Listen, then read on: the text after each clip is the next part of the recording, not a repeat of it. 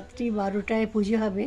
ঠাকুরকে আস্তে আস্তে করে একটু সাজিয়ে রেখেছি। ফল, মিছরি, ওনার পুজোতে শশা অবশ্যই প্রয়োজনীয়। নানা রকম ফল দিয়ে সাজিয়ে রেখেছি। এখন আস্তে আস্তে করে আমি যাচ্ছি ঠাকুরের সুজিটা বানাতে। এই দেখুন সুজি হচ্ছে, সুজিটা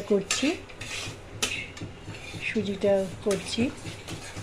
সুজির মধ্যে দেশি ঘি, কিশমিশ আর মিছরি।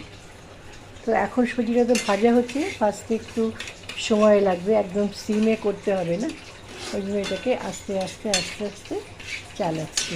হ্যাঁ, তো আসলে জন্মতিথি আজকে রাত্রি 12টায়। হ্যাঁ, জন্মদিনটা কালকে। রাত্রি 12টায় জন্ম হলো, কালকেও আছে।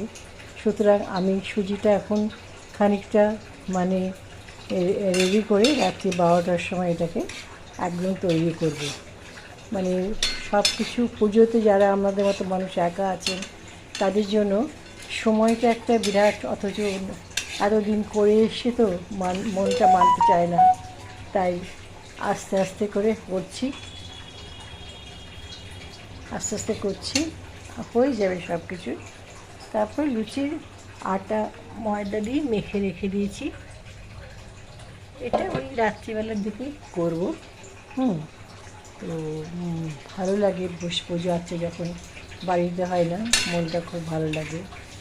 হ্যাঁ, একটা গানও আমি একটুখানি আগে যেমন অচ্যুতম কেশবম কৃষ্ণ দামোদরম রাম নারায়ণম জানকী বল্লভম, অচ্যুতম কেশবম কৃষ্ণ দামোদরম রাম নারায়ণম জানকী বল্লভম, অচ্যুতম কেশবম কৃষ্ণ দামোদরম। ঠাকুরের এখন সাজানো এবং ভোগের প্রস্তুতি চলছে।